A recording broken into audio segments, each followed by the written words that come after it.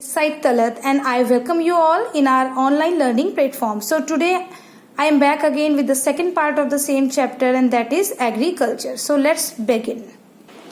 So the first heading which I am going to start from is the factors influencing agriculture. So what we are going to know about this, हमें ये जानना है कि जो खेती करने के तरीके हैं, मेथड्स ऑफ फार्मिंग है, या कौन कौन सी क्रॉप ग्रो की जाएंगी, या कितना प्रोडक्शन होगा, तो ये सारी चीज़ें किस पर डिपेंड करती हैं और ये सारी चीज़ें एक जगह से दूसरी जगह में अलग अलग होती हैं.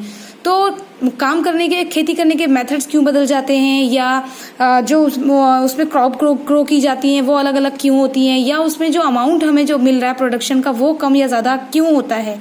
तो इसके लिए कुछ चीज़ें रिस्पॉन्सिबल हैं. सबसे पहले क्या रिस्पॉन्सिबल है कि जो हमारा एनवायरमेंटल कंडीशन है ये एक जैसी नहीं है थ्रू आउट इंडिया.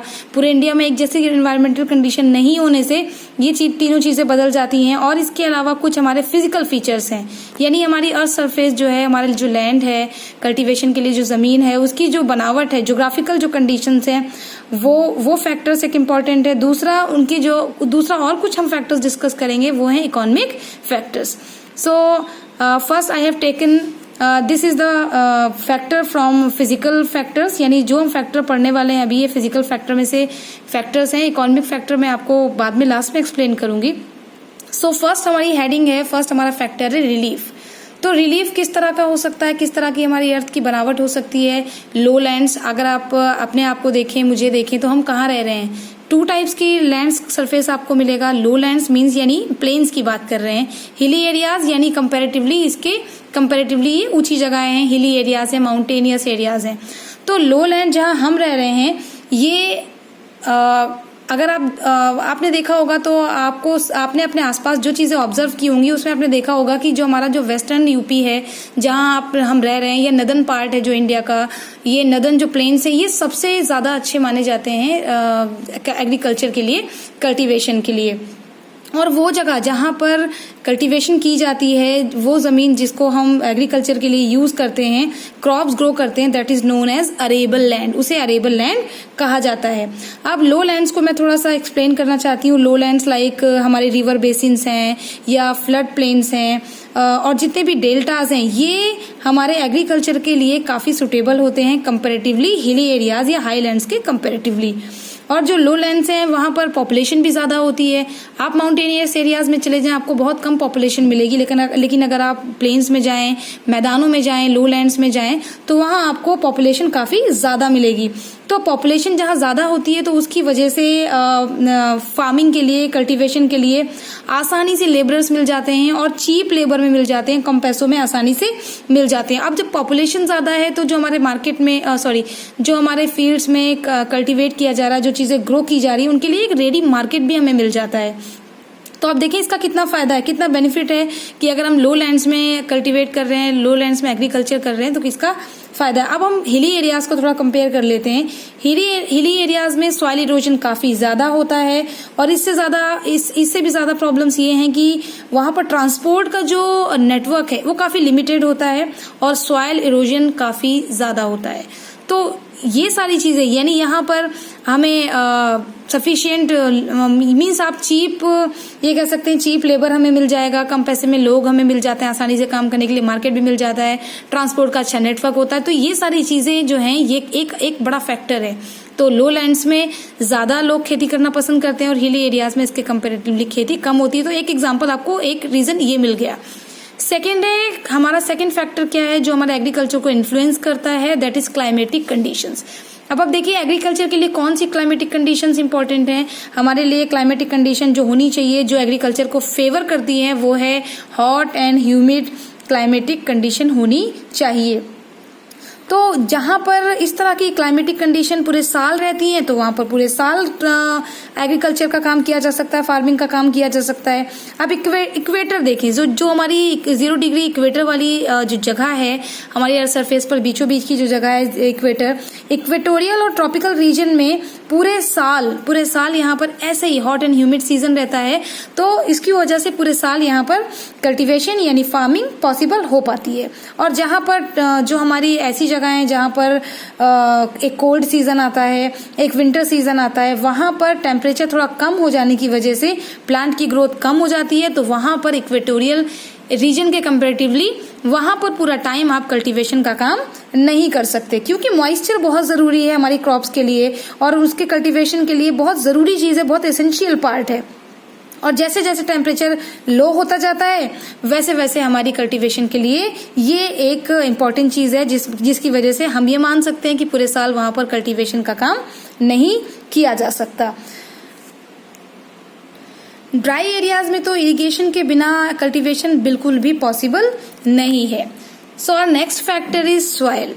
अब ये क्लाइमेटिक कंडीशन भी ठीक है और रिलीफ भी, हम लो लैंड्स की बात कर रहे हैं, लेकिन अगर ये दोनों चीज़ें फैक्टर हमारे लिए पॉजिटिव हैं, लेकिन अगर वहाँ की मिट्टी अच्छी नहीं है तो आप कल्टीवेशन को वहाँ पर कल्टीवेट आप नहीं कर सकते, फार्मिंग वहाँ पर नहीं की जा सकती। So here I have written three kind of soils. तो जो पोरस सॉइल होती है ये काफ़ी सॉफ्ट होती है और इसे आसानी से टिल्ट किया जा सकता है। Next is clayey soil. अब क्लेई सॉइल क्या है, ये अपने आप में बहुत सारा मॉइस्चर रोक सकती है, मॉइस्चर रिटेंटिव कैपेसिटी इसकी काफ़ी हाई होती है। And last which I have written is alluvial soil. अब ये एलुवियल सॉइल क्या है, ये सबसे ज़्यादा फर्टाइल सॉइल है और इसको माना जाता है कि जहाँ पर ये एलुवियल सॉइल होती है वहाँ पर हम बहुत अच्छी तरह से खेती कर सकते हैं, फार्मिंग बहुत अच्छी से वहाँ पर की जा सकती है। और एक ऐसी सॉइल जिसमें बहुत सारे केमिकल्स होते हैं, यानी जिस मिट्टी में जितने ज़्यादा केमिकल्स होते हैं वो सॉइल उतनी ज़्यादा वैरायटी ऑफ क्रॉप्स को ग्रो उसमें किया जा सकता है। यानी जिस सॉइल में सबसे ज़्यादा मिनरल्स होंगे सबसे ज़्यादा केमिकल्स मिलेंगे उस सॉइल में उतनी ही ज़्यादा तरह की हम क्रॉप्स को ग्रो कर सकते हैं, उसको वहाँ पर कल्टीवेट किया जा सकता है। जैसे जैसे हम सॉइल को यूज़ करते हैं, कल्टीवेट करते हैं, उस जगह पर खेती करते हैं, तो धीरे धीरे उसकी क्या होती है, फर्टिलिटी धीरे धीरे कम होने लगती है। अब फर्टिलिटी कम होने के साथ फर्टिलिटी कम होने के लिए हम क्या कर सकते हैं कि हम उस सॉइल को मेंटेन करें और उसको किसी भी तरह से उसकी फर्टिलिटी कम हम होने ना दें, क्योंकि because this is the very important factor कि हमें अगर एग्रीकल्चर अच्छे से करना है, प्रोडक्शन हमें अच्छा चाहिए, तो सॉइल भी अच्छी होनी चाहिए। जैसे हमारी बॉडी हमें भी मेंटेन करना होता है, हमें रेस्ट चाहिए फिर हम अच्छे से काम कर पाते हैं, ठीक वैसे ही सॉइल को अगर हम मेंटेन नहीं करते हैं तो उसकी प्रोडक्टिविटी कम हो जाती है, फर्टिलिटी कम हो जाती है, तो उसको भी मेंटेन करना जरूरी है। And next and the last factor is economic factors. अब ये इकोनॉमिक फैक्टर्स क्या है, ये फिजिकल फैक्टर से बिल्कुल अलग हैं। ये थे physical factors, relief, climatic condition and soil, ये फिजिकल फैक्टर्स थे, but this is about economic factors. Economic factors में बहुत सारे फैक्टर्स इंक्लूड हैं जो हमारे एग्रीकल्चर को इन्फ्लुएंस कर सकते हैं। सो व्हाट दे आर, क्या है ये इकोनॉमिक फैक्टर्स? इकोनॉमिक फैक्टर्स में है कि हमारा जो फार्म इनपुट्स हैं, ऑब्वियसली जिस पर हमें खेती करनी है, उनकी अवेलेबिलिटी है कि नहीं है, कितने हैं, छोटे हैं, बड़े हैं, क्या है और क्या नहीं है। फिर उसके बाद नेक्स्ट चीज जो आती है कि क्या हमें आसानी से कम पैसे में ये चीप लेबर मिल जाती है, क्या आसानी से हमें काम करने वाले लोग मिल जाएंगे, क्या वहाँ पर ट्रांसपोर्ट फैसिलिटीज अच्छी हैं कि हम अपने फील्ड्स में जो चीज़ें ग्रो कर रहे हैं वो मार्केट तक पहुंचा सकते हैं या नहीं पहुंचा सकते हैं। और फिर नेक्स्ट है कि जो हमारे किसान हैं, ऑब्वियसली हर किसान के पास उतना पैसा नहीं होता कि वो खेती करने के लिए उसे लोन की ज़रूरत ना पड़े, तो क्या फार्मर्स के लिए लोन की फैसिलिटी कैसी है।